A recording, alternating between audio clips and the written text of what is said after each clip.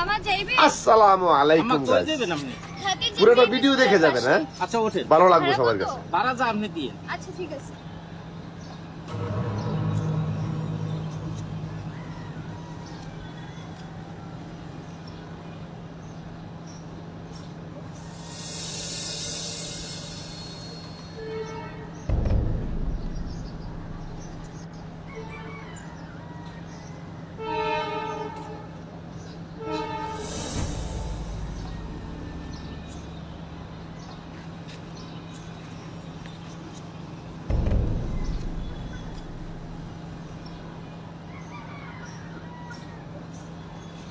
মামা, আমি যেখান থেকে আসছি ওখান থেকে এখানের ভাড়া 50 টাকা।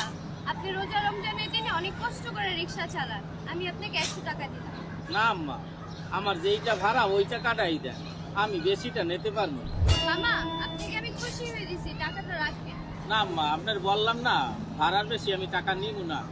মামা, আপনি বুড়া মানুষ, ভালোভাবে রিক্সাও চালাইতে পারেন না, এত কষ্ট করে রিক্সা চালান।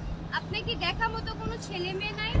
হ্যাঁ মা, আমার একটা ছেলে আছে, আমি অনেক কষ্ট করি, আমার জায়গা জমি যা আছে সব বিক্রি করিয়া পরে অনেক লেখাপড়া করাইছে, শহরে চাকরির লাইগে আইছে, শুনছি বড় একটা চাকরি পেয়েছে, আবার বড় জায়গায় বিয়েও নাহি করছি, এখন আর আমার খোঁজ খবর লয় না।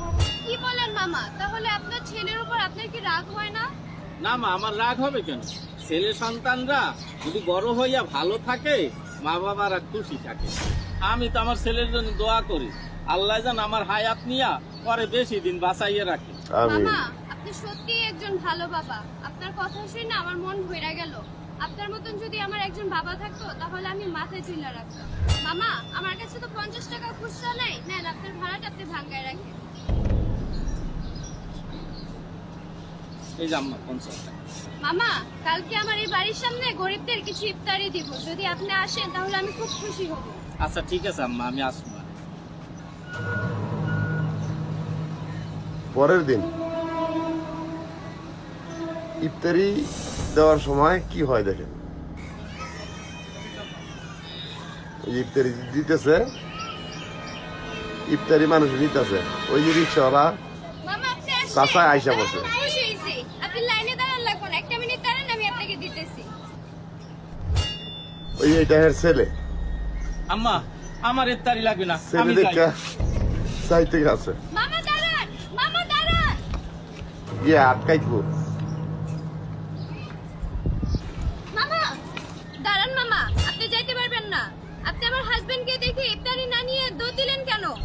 ওরে কি আপনি চিনেন? ও কি আপনি পরিচিত? না মা, আমি কেউ চিনি না, আমার ইফতারি লাগবে না, আপনি আমার যাইতে দেন। দাঁড়ান আপনি। এই শোন, এদিকে আসো তো। কি হয়েছে তোমার এটা কেন? ওনাকে তুমি চিনো? উনি কি তোমার পরিচিত? উনি একজন রিক্সাওয়ালা, উনি আমার পরিচিত হতে যাবে কেন? সত্যি চিনো না? আমি ওনাকে চিনি। মা, আপনি আমার জন্য স্যারের গায়ে হাত দিতেছেন কেন? দেখেন, ও আপনার পরিচয় না দিলেও আমি আপনাকে চিনতে পারছি। আপনি ওর বাবা, আমার শ্বশুর। আর তুমি কেমন কুলাঙ্গার সন্তান, যে বাবা তোমাকে এত কষ্ট করে মানুষ করছে, সেই বাবাকে আজকে তুমি পরিচয় দিতে লজ্জা বোধ করো?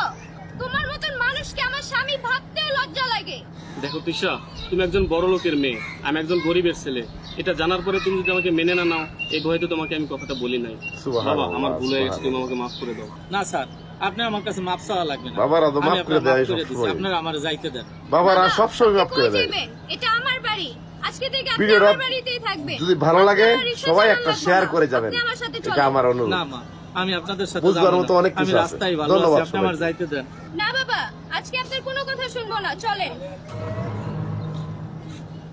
ধন্যবাদ সবাইকে।